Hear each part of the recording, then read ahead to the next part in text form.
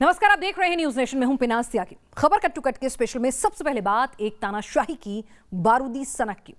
जी हां, हम बात कर रहे हैं उत्तर कोरिया के तानाशाह किम जोंग उन की, जिनकी सनक से दुनिया वाकिफ हो चुकी है। लेकिन किम जोंग ने अब जो किया है उसने सुपर पावर मुल्कों को भी टेंशन में ला दिया है। बम और बारूद का जखीरा जमा करने में लगा किम जोंग ऐसे घातक वेपन्स का टेस्ट कर रहा है जो जंग की सूरत हाल में दुश्मन सेना का सफाया कर सकते हैं। इसी कड़ी में नॉर्थ कोरिया ने पहली बार ट्रेन से मिसाइल दाग दी है।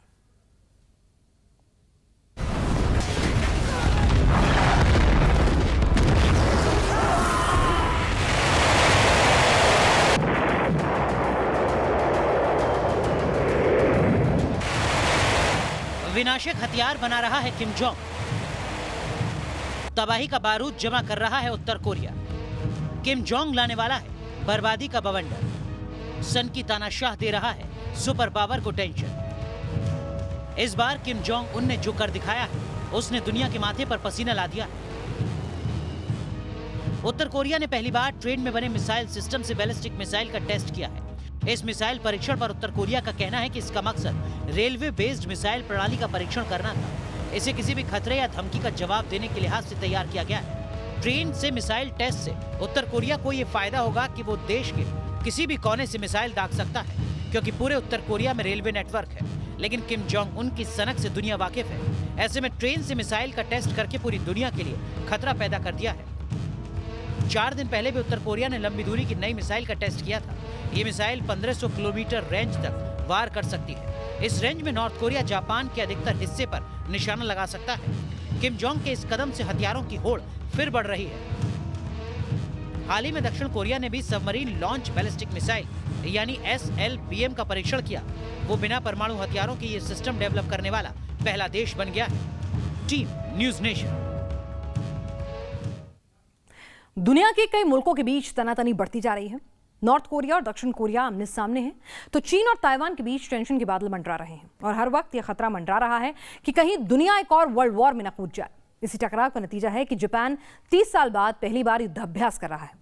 जापान ने अपने जंगी बेड़ों और हवाई ताकत को परखने के लिए वॉर एक्सरसाइज भी शुरू कर दी है।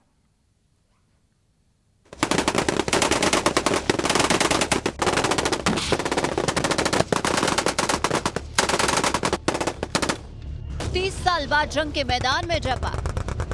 30 साल में पहली बार जापान की जंगी हुंकार। 3 दशक में पहली बार जापान ने की हथियारों की नुमाइश। 30 साल में दुनिया के कई मुल्क जंग के मैदान में खड़े नजर आए। 3 दशक में कई बड़ी ताकतों के बीच सीधी लड़ाई हुई, लेकिन 21वीं सदी में दुनिया पर मंडरा रहा है बड़ी जंग का खतरा। ऐसा खतरा जिसमें पूरी दुनिया युद्ध के मैदान में नजर आ सकती है। विश्व 2 धड़ों में बंट सकता है। जिस तरह से आए दिन दुनिया के मोर्चे पर तनातनी और टकराव नजर आ रहा है, उससे तीसरे विश्व युद्ध शुरू होने का खतरा बढ़ रहा है। ऐसे में हर मुल्क अपनी जंगी ताकत को परखने में लगा है। जापान भी अभी जंग का मैदान सजाकर अपनी पावर का प्रदर्शन कर रहा है। जापान की ग्राउंड सेल्फ डिफेंस फोर्स ने 30 साल में पहली बार युद्ध अभ्यास शुरू किया है। इस वॉर एक्सरसाइज में जापान की सेना की सभी यूनिट शामिल है। नवंबर तक चलने वाले इस युद्ध अभ्यास में ट्रांसपोर्ट कम्युनिकेशन सिस्टम को परखा जाएगा, तो साथ ही सुदूर क्षेत्रों की रक्षा प्रणालियों को मजबूती देना भी इसका मकसद है। इस युद्ध अभ्यास में जापान के 1 लाख सैनिक, 20,000 वाहन और 120 विमान शामिल हो रहे हैं। इसमें जापान के मैरीटाइम और वायुसेना के साथ साथ अमेरिकी सेना का एयरक्राफ्ट कैरियर भी शामिल होगा। आखिरी बार जापान ने शीत युद्ध समाप्त होने के बाद 1993 में युद्ध अभ्यास किया था। ऐसे में जापान परखना चाहता है कि अगर जंग में उतरना पड़ा तो उसके तरकश में मौजूद हथियार क्या कमाल दिखा पाते हैं। जापान की सैन्य ताकत के बारे में बात करें तो जापान के पास 2.5 लाख सैनिक हैं। उसके बेड़े में 1480 एयरक्राफ्ट है, जिसमें 256 फाइटर एयरक्राफ्ट है। उसके पास 119 अटैक हेलीकॉप्टर और 1004 टैंक है, जबकि 20 सबमरीन भी उसके बेड़े में शामिल है। और बदलते वक्त के साथ जापान अपनी ताकत बढ़ा रहा है, तो साथ ही हथियारों की नुमाइश कर अपने दुश्मनों को भी संदेश दे रहा है। Team news nation. अफगानिस्तान की सत्ता मिलने पर भी तालिबान को सत्ता सुख भोगने की संभावना कम ही दिखती है। यह दावा इसलिए किया जा रहा है क्योंकि तालिबान में ही सत्ता के लिए खूनी संघर्ष शुरू हो चुका है।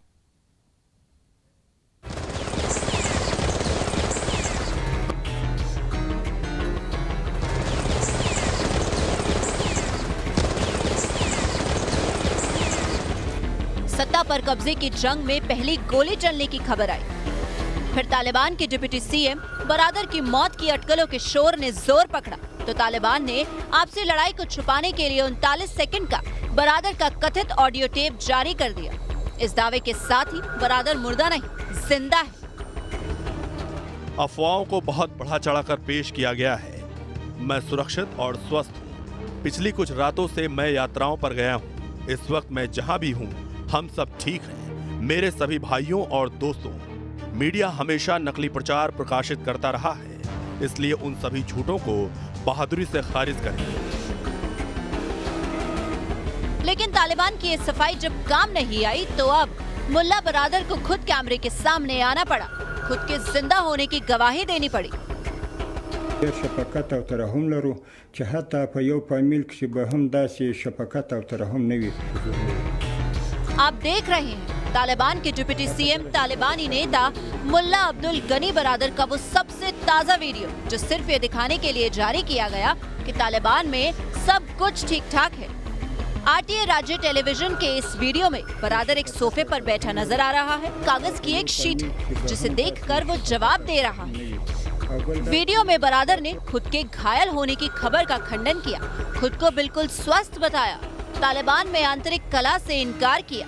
دا خبره هیڅ حقیقت نه لري. زه الحمدلله جوړ او روغ یم. او بل خبره دا چې رسنۍ وایي چې خپل منځي اختلافات لري، دا بالکل هم هیڅ حقیقت نه لري. لله الحمد موږ په خپل منځ کې ډېر شفقت او ترحم لرو چې حتی په یو فامیل کې به هم داسې شفقت او ترحم نه وي.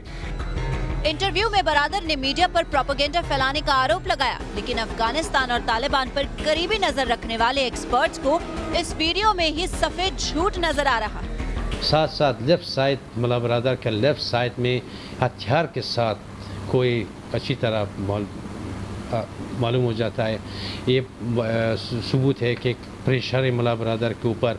कुछ दिन पहले मुल्ला बरादर का पिक्चर आया एक अस्पताल में, और जब कतर के बारे में पूछता है कि कतर के फॉरेन मिनिस्टर आया था, वो बोलता है कि मुझे मालूम नहीं था। जब से अफगानिस्तान में तालिबान की सरकार बनी तभी से मुल्ला बरादर सामने नहीं आया है।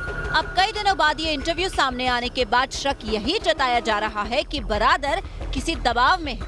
कतर के विदेश मंत्री जब काबुल आए तो भी वो सामने नहीं आया। अपने इंटरव्यू में बरादर इस पर भी सफाई देता नजर आया है। هغه رسنۍ دي هغه وسم هغه پوښت تبلیغات کوي، شرمونکي دروغ وایي. نو دا خواهش موږ د دغه رسنۍ څخه دی چې دوی باید داسې عمل وکړي چې هغه پر حقیقت بنایي، داسې څه ووایي چې حقیقت ولري، پر حقیقت بنایي، نه دا چې پر تبلیغاتو بنایي. अपने इंटरव्यू में बरादर ने विदेश यात्रा का जिक्र तो जरूर किया, मगर ये विदेश यात्रा कहाँ की थी इसे नहीं बताया। इसीलिए एक्सपर्ट कह रहे हैं कि कहीं दाल में कुछ न कुछ काला है। मुल्ला बरादर का एक इंटरव्यू सामने आया। इसी इंटरव्यू में अच्छी तरह मालूम हो जाता है कि मुल्ला बरादर किसी प्रेशर के नीचे कई नामालूम जगह से बोलता है कि मैं एक सफ़र में था और मेरे साथ मीडिया नहीं था। अपनी जगह नहीं बोलता है कि मैं कहा था कतर में, ईरान में, रूस में, चाइना, दोहा कहा, वो भी नहीं बोलता है। एक तरफ बरादर का इंटरव्यू सामने आया है तो दूसरी तरफ हक्कानी नेटवर्क की तरफ से भी इस पर सफाई सामने आ गई है। इंटरनल मिनिस्टर सिराजुद्दीन हक्कानी के भाई अनस हक्कानी ने बरादर या तालिबान में किसी भी फूट से इनकार किया है। और अल्लाह ताला को फतह बांध वनाजवल बिया हम दुई तबलीगात लड़ाई ډېره تیزه کړې ده. خپل کوشش کوي چې خلکو اذهان خراب کړي او تشویش کړي، واچي مسلمانانو مخلصینو ورونو ته تشویش او وسواس ور پیدا کړي. बरादर का इंटरव्यू या फिर अनस हक्कानी की बातें, दोनों का मकसद एक ही बात को साबित करना है कि बरादर और हक्कानी नेटवर्क में कोई गिला शिकवा नहीं है। मगर ये बात इतनी आसानी से हजम होने वाली नहीं, क्योंकि खबरें आ रही हैं कि पाकिस्तान के दखल ने तालिबान को 2 टुकड़ों में बांट दिया। बरादर के समर्थक हक्कानी के खिलाफ प्रदर्शन कर रहे हैं। बरादर तालिबान की मीटिंग का बहिष्कार कर रहा है। जब से सरकार बनी है तब से बरादर किसी भी बैठक में शामिल नहीं हुआ है। इतना ही नहीं, कहा तो यहाँ तक जा रहा है कि बरादर ने अफगानिस्तान में पाकिस्तानी दखल के बारे में अमेरिका से बात भी की और इमरान की शिकायत की। यानी अफगानिस्तान पर बंदूक के बल पर कब्जा करने वाले तालिबानी आतंकियों के शीर्ष नेतृत्व में अब आपसी जंग तेज हो चली। एक बात और, इंटरव्यू में ही सही बरादर सामने तो आया, मगर अंतरिम सरकार के प्रधानमंत्री हेप्तुल्ला अखुंद का सामने आना बाकी है। आगे क्या होगा, इस पर सस्पेंस अभी बाकी है। Team news nation.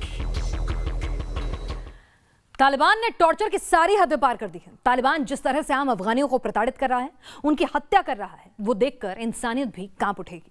तालिबान ऐसा जल्लाद है जो ना तो औरतों को बख्श रहे हैं और ना ही बच्चों को।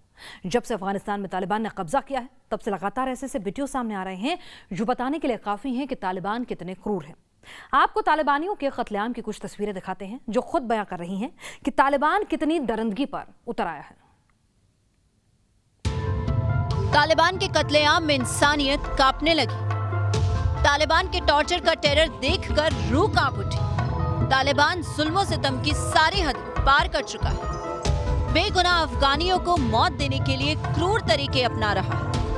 इस वीडियो को देखिए, कैसे एक युवक की हत्या करने के लिए तालिबानी पत्थर मार रहे हैं। चारों तरफ से उसे घेर रखा, वो रहम की गुहार लगा रहा, जान की सलामती की भीख मांग रहा, लेकिन ये जल्लाद उसे पत्थर मारे जा रहे हैं। जब तक लड़का मर नहीं गया, तब तक उसे पत्थर मारे गए।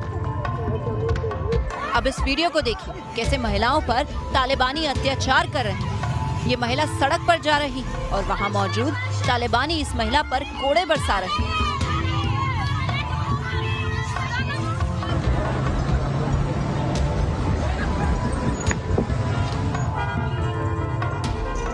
जब से तालिबान ने अफगानिस्तान पर कब्जा किया, तब से तालिबानी हर दिन इसी तरह बेगुनाह अफगानियों का कत्लेआम कर रहे हैं। इनकी बर्बरता के वीडियो सोशल मीडिया में लगातार सामने आ रहे हैं।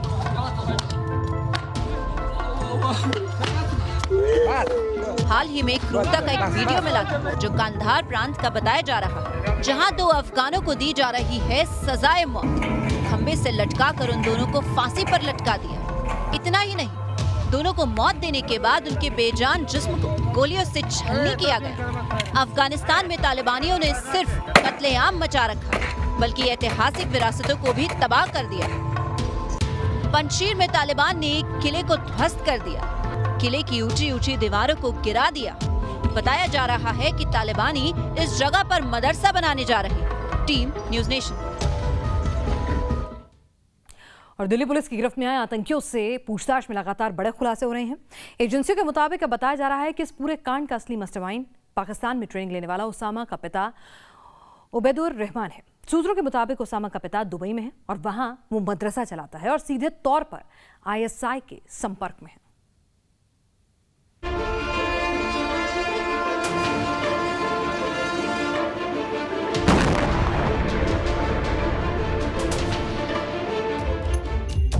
आतंक के इन चेहरों का रिमोट कंट्रोल ISI के हाथ में था। पकड़े गए आतंकी उसामा का पिता इस मॉड्यूल का मास्टरमाइंड है। इन आतंकियों का दुबई कनेक्शन भी सामने आ चुका है। पाकिस्तान की शह पर आतंक की खूनी साजिश के खेल का खुलासा होने के बाद इस नापाक नेटवर्क की एक एक कड़ी अब सामने आ रही है। भारतीय एजेंसियों ने पाक परस्त टेरर मॉड्यूल का नेटवर्क जब खंगालना शुरू किया तो मामले की कड़ियां जुड़ती गई और साजिश की परतें खुलने लगी। गिरफ्तार आतंकियों से पूछताछ में आतंक का दुबई कनेक्शन भी सामने आया है। जांच एजेंसियों की पूछताछ में जो खुलासा हुआ है, इस आतंकी साजिश का मास्टरमाइंड गिरफ्तार आतंकी उसामा का पिता उबैदुर रहमान है। उबैदुर पाकिस्तान की खुफिया एजेंसी ISI के सीधे संपर्क में था। ISI की मदद से उसामा ने पाकिस्तान के थट्टा में ट्रेनिंग ली थी। सुरक्षा एजेंसियों को कुछ ऐसे चैट भी मिले हैं जिसने उसामा और उसके पिता के किरदार को कटघरे में खड़ा कर दिया है। ये भी पता चला है कि उबैदुर ने ही टेरर मॉड्यूल का पूरा खर्चा उठाया था। उसके खाते से 3 लाख रुपए ट्रांसफर भी किए गए थे। मल्टी स्टेट ऑपरेशन में हमने 6 लोगों को गिरफ्तार करा है।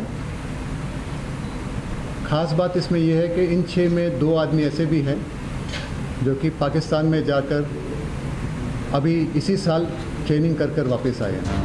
पुलिस की रेकी के मुताबिक देश के कई शहरों में विस्फोटक पहुंच चुका था। यूपी की रेकी हो चुकी थी। आरोपी महाराष्ट्र की रेकी करने वाले थे, लेकिन जान मोहम्मद मुंबई से यूपी जाते वक्त पकड़ा गया। जान मोहम्मद यूपी से विस्फोटक लेने जा रहा था। पुलिस की माने तो धमाके के लिए उत्तर प्रदेश पर सबसे ज्यादा फोकस था। फिलहाल दिल्ली पुलिस को 2 मोस्ट वांटेड समेत 15 आतंकियों की तलाश है। इसमें गिरफ्तार आतंकी ओसामा के 2 रिश्तेदारों उबैदुर रहमान और हुमैद की तलाश है। उबैदुर रहमान को दुबई से भारत लाने की कवायद जारी है, तो बताया जा रहा है कि हुमैद आतंकी ओसामा का चाचा है। हुमैद के जिम्मे ही आईईडी पहुंचाने का जिम्मा था। हुमैद प्रयागराज में छापेमारी के दौरान फरार हो गया था। ऐसे 6 व्यक्ति जो कि एक आईएसआई कंट्रोल्ड या आईएसआई स्पॉन्सर्ड टेरर मॉड्यूल को अंजाम देने के फिराक में थे और उनको एक बस्ट किया है और ऐसे 6 लोग हिरासत में लिए गए हैं और जिसमें से 3 व्यक्तियों की गिरफ्तारी हो चुकी है और लोगों से पूछताछ चल रही है और एक बहुत ही पावरफुल आईडी भी प्रयागराज जनपद से रिकवरी हुई है और आगे की कार्रवाई चल रही है। स्पेशल सेल अब इन दोनों का इतिहास खंगालने में जुटी है। स्पेशल सेल के सूत्रों का कहना है कि गिरफ्तार आतंकी ओसामा के चाचा हुमैद ने ही जिशान और ओसामा को पाकिस्तान ट्रेनिंग कैंप में भिजवाया था और जिशान को रेडिकलाइज किया गया था। यही नहीं, स्पेशल सेल को उन 15 बांग्ला भाषा बोलने वालों की भी तलाश है जो ओसामा और जिशान के साथ ट्रेनिंग लेने पाकिस्तान गए थे। उनकी बातचीत से पता चला था कि ट्रेनिंग लेने के बाद उनका मूवमेंट भी भारत की तरफ ही है। आशंका है कि ये 15 बांग्ला बोलने वाले ट्रेंड आतंकी भारत में स्लीपर सेल के संपर्क में आने के बाद फिलहाल अंडरग्राउंड हो गए हैं और ये पाक में बैठे हैंडलर के इशारे पर एक्टिव हो सकते हैं। पुलिस के मुताबिक गिरफ्तार आतंकियों को रेलवे ब्रिज, रेलवे की पटरियां उड़ाने की ट्रेनिंग पाकिस्तान में विशेष तौर पर दी गई थी। यही नहीं, आतंकी बड़ी ट्रेनों के रूट्स और उनकी टाइमिंग की डिटेल इकट्ठा कर रहे थे। इन्हें उन ब्रिज और रेलवे लाइन की रेकी करनी थी जहां ब्लास्ट होने पर जबरदस्त कैजुअलिटी हो सकती थी।